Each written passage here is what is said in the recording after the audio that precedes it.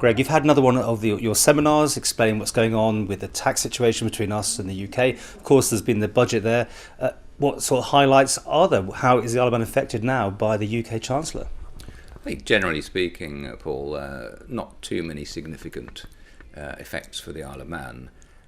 It was, in many ways, it was a bit of a giveaway budget from George Osborne's perspective, and it was a populist in the sense that although he wasn't giving too much away, what was clear was he was actually going to be paying for what he was giving away. It was the bad boys, the banks, the oil companies, the organisations that people love to hate. So that was the populism bit out of the way. But then the real message was how competitive he was trying to make Britain's economy, Britain's industry. And he did this with a whole range of added incentives for people to invest and invest further into British industry. Now, amongst that list of incentives and changes was this, that you're familiar with the rules relating to people who live in the UK but aren't domiciled there, called resident non-domicillaries. At the moment, those people only pay UK tax on what they earn in the UK, and they're allowed to not pay tax on what they don't bring into the UK. If they bring it in, they have to pay tax on what they bring in. It's called the remittance basis. Now, if you think about it, where you've got a country that's crying out for inward investment, it's a bit silly, isn't it, to say to somebody, as long as you don't bring your money into the UK, we won't tax it. But if you do bring it in, we will tax it. And what George Osborne has said this time around is that if people who have got foreign wealth and otherwise wouldn't want to bring it into the UK for fear of being taxed on it, if they bring it in to invest into UK business, they won't have to pay UK tax on those foreign earnings. Now, what remains to be seen is the fine detail of this proposal. What exactly does it mean by the types of business that you can invest in, the amounts that you'd need to bring in order to get this special treatment? But it does strike me as a particularly sensible step when you've got a country like the UK that's crying out for foreign investment. The slight bad news is that at the moment somebody who's lived in the UK for more than 7 years has to pay £30,000 a year to claim the benefit of this special basis of taxation. And the bad news is that he's proposing that from next April, once you've lived in the UK for more than 12 years, it's now going to cost £50,000 for every year in which you want to claim this basis of taxation. Otherwise, the other piece of good news is he said, having subjected you resident foreign domiciliaries to so much change in recent years, this is the final year in which we're going to subject you to any changes, and we're going to leave you alone for the rest of this Parliament, which could be another 4 years. So they can at least plan with some degree of certainty. They can plan their tax affairs over the next 4 years. Those are resident non-doms. He's also proposing that for people who visit the UK, the residence test as to what makes somebody coming to the UK a UK resident for tax purposes.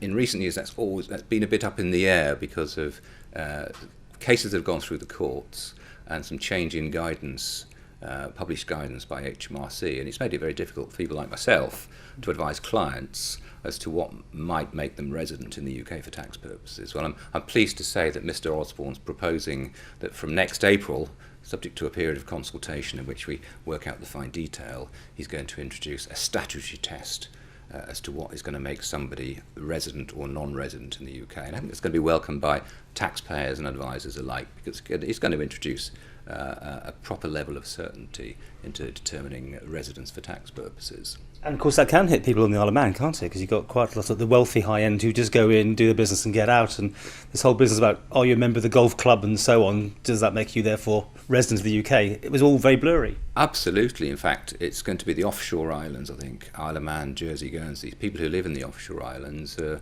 going to be amongst those who are most clearly and obviously affected by firming up on the residence rules, because people who are living further afield are either going to be covered by a double tax treaty, which has got suitable wording in it to cover residence, and this wording will make it clear as between the UK and the other country as to which can properly regard that individual as resident in one country or the other.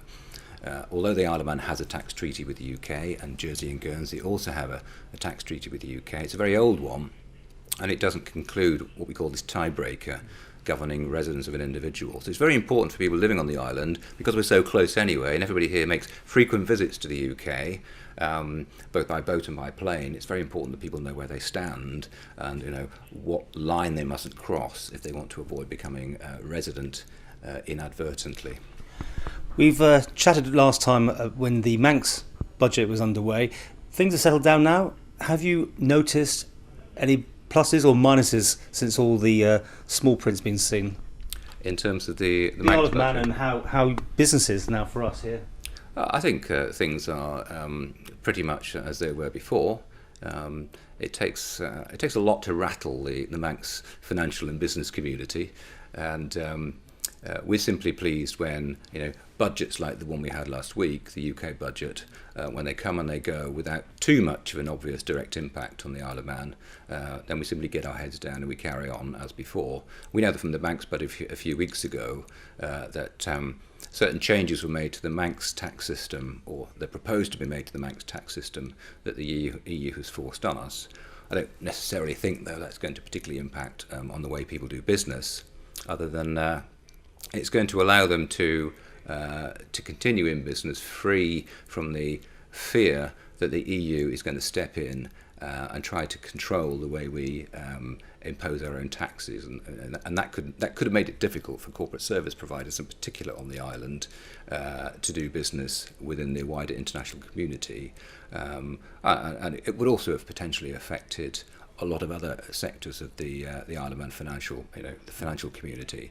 But fortunately, we've got over that hump, and I hesitate to use the expression business as usual, but I think for the time being, it is.